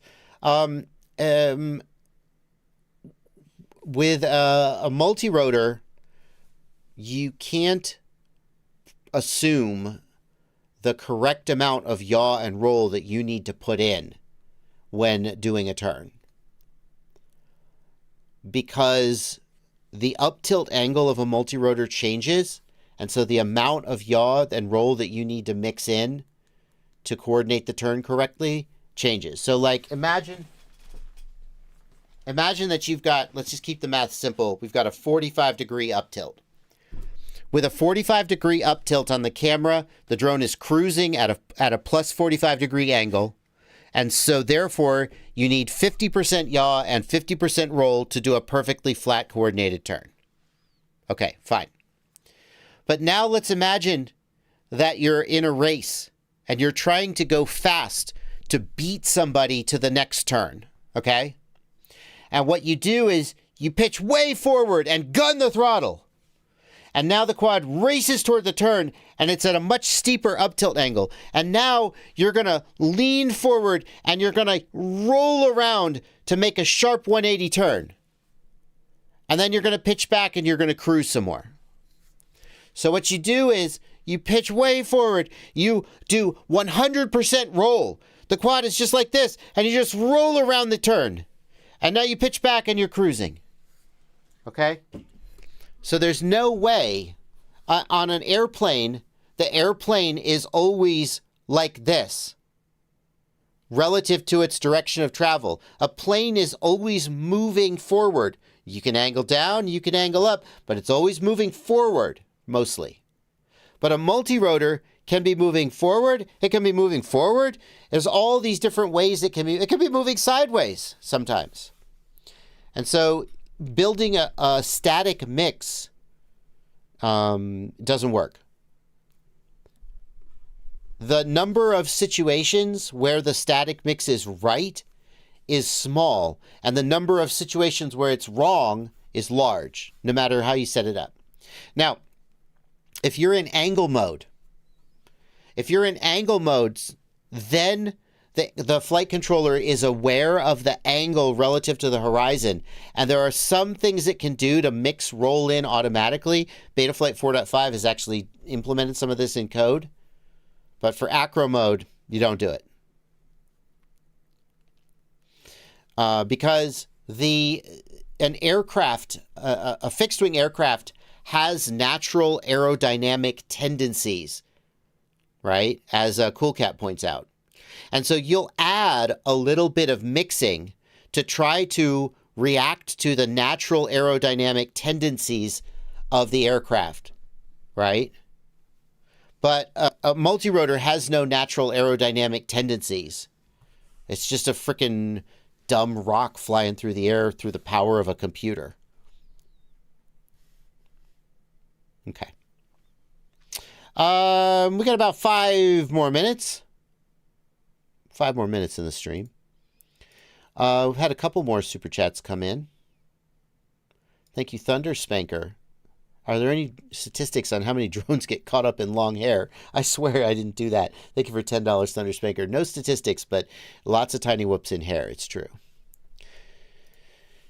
Trevor K wants to know, what do you think is better for a first quad between a 3-inch toothpick and a 3 to 5-inch sub 250 gram? I'm going to fly cinematic and freestyle with a Vista. And no, if you intend to fly cinematic, I would say a 3.5-inch sub 250. A 3-inch toothpick with a Vista is going to struggle a little bit. And A 3-inch toothpick is really best in the 100-gram-ish weight, which it's basically impossible to do that with a Vista on board. But it's not a 3-inch toothpick with a Vista is not bad, but I think you're going to be happier with a 3 to 3.5 inch, especially if you're thinking about cinema and freestyle.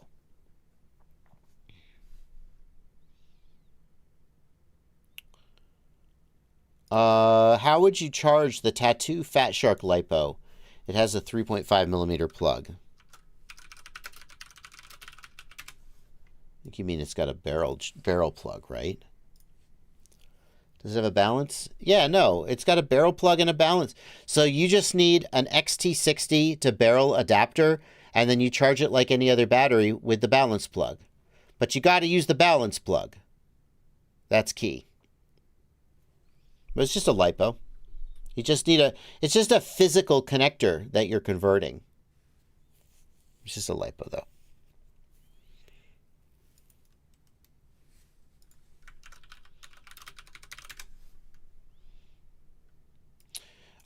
We got a question here from Drones in FPV. He wants to know about the CAC firmware. The developer of the CAC firmware is Ivan Efimov, Limon. And you should check this video out. Special OSD mod, CAC it up, average throttle, and much more. He has information about the CAC firmware. And that's who you should check out to learn about CAC. I'm not sure if there is a more up-to-date version of the CAC. A couple of weeks ago. Look at him. Look at him all respectable. Look how respectable he looks.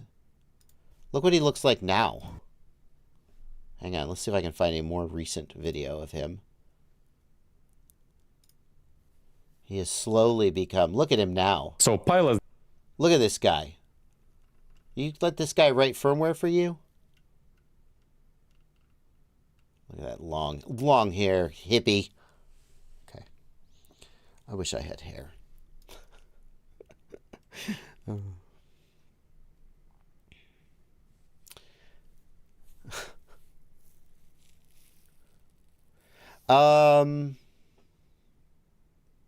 Okay.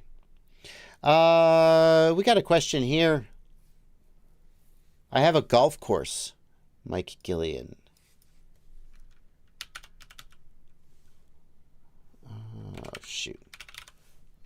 I have a golf course, and I want to create a drone park with gates and courses. What advice would you give me? More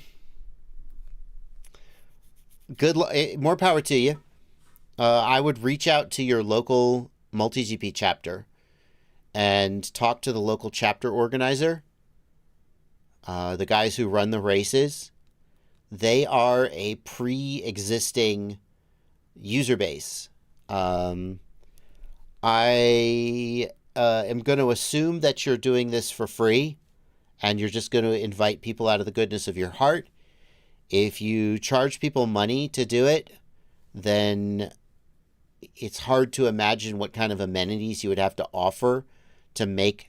Like, the FPV user base is tiny, and FPV pilots know that they can fly pretty much anywhere. So if you say to them, hey, you know, for $20 you can come fly at my drone park, it'd have to be a freaking epic drone park, and you would never make your money back. Like, when I think about the drone park out at Eric Sackler's place up in the Pacific Northwest, I think he's near Portland, but he's not. He's near Portland. He's adjacent to Portland. He has tens of thousands of dollars in that drone park, and I don't like know his budget, but like when I look at like the construction materials he's got, I know that like one piece of that culvert costs $1,000, costs $2,000, right? Just the sheer amount of lumber and construction material he has, there's tens of thousands of dollars of infrastructure there.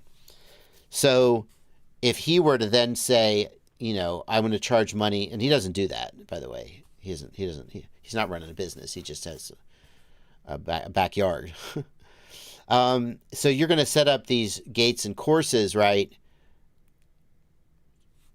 It's unlikely that people would be willing to pay. They'd just be like, who the F is this guy? We're just going to go fly in a park. So how do you, like, what kind of amenities? If you're just like, hey, here's a place you can come fly, if it's a good place to fly, people will come fly there. But my advice would be to talk to the local FPV community and see what they want. And then see if you can offer that. I put his new question up, or his response up there. What did he say? It's just for fun, no charge. Just want to do some creative and cool stuff to freestyle to a boatload of gates and LEDs. That's great. So just the only thing I would say is that's great, and that's a fantastic. I mean, I'm totally supportive of that. Sometimes we see people who are like, well, I have a golf course, maybe I can make a little side income by selling FPV, and I'm like, yeah, there's not as much money there as you think.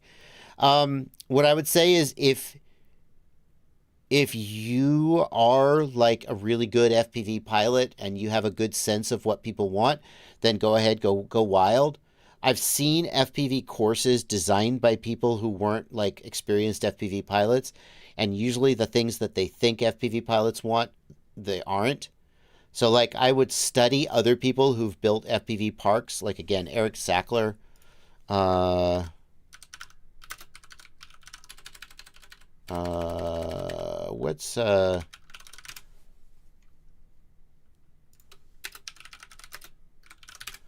like if you look at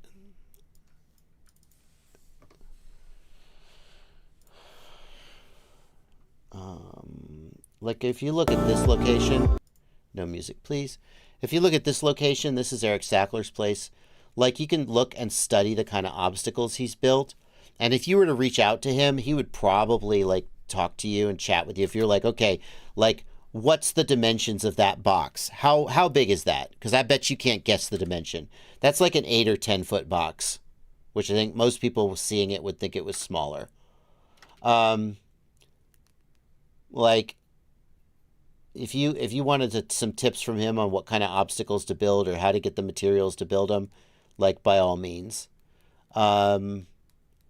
But don't just like start spending money and building shit if you don't have a clear vision on what people are going to like and want to see.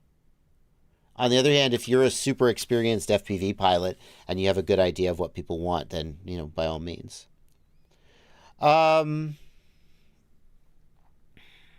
Anyway, that is going to bring us to the end of the stream. Thank you guys so much for coming out. And a Happy New Year to everybody. Happy New Year to Aaron Ciotti. He is doing his 12-hour New Year's stream. And you can get that link. Thank you, Blunty, for putting that up. You can get that link here in the chat. Best wishes to him. And best wishes to all of you. I will see you in the new year. Happy New Year, Blunty. Happy New Year.